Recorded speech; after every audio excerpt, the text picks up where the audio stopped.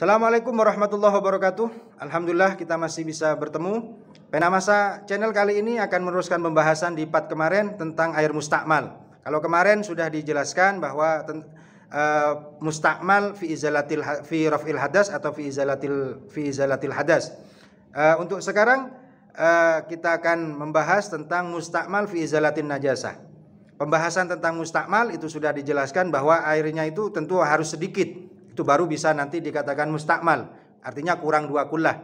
Kemudian dalam pembahasan kasus fi izalatin najasah, airnya itu air basuhan yang pertama, dalam kasus najis yang mutawassitoh. Jadi najisnya manusia atau najis hewan itu, ini misalnya kena najis basuhan yang pertama, jadi air yang dari sini.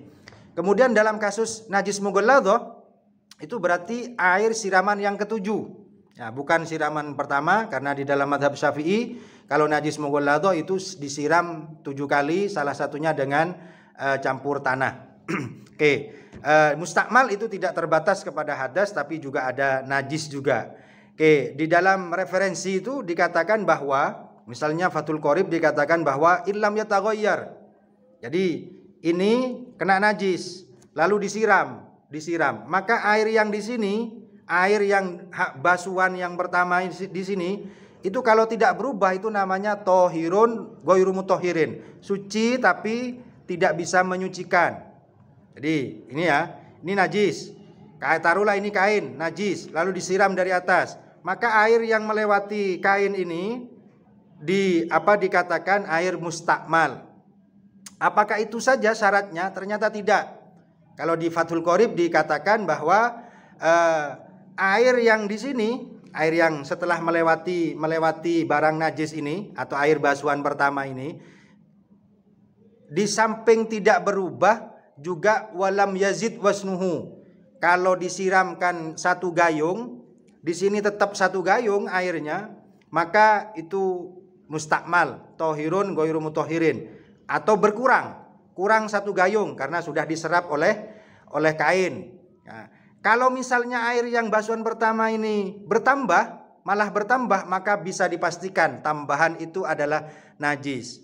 Nah, kalau bayangan seperti ini dari 2 syarat ini dikomentari oleh Al-Khatib, ya, Bujairi Al-Khatib Al-Iqna, itu dikatakan bahwa kurang 2 syarat lagi.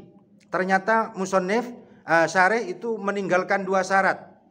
Syarat yang ketiga, 1 tadi tidak berubah airnya, yang kedua kadarnya tidak bertambah, yang ketiga najis yang ada di kain itu sudah hilang sifat-sifatnya, warnanya hilang, baunya juga hilang, rasanya juga hilang, itu sifat najis.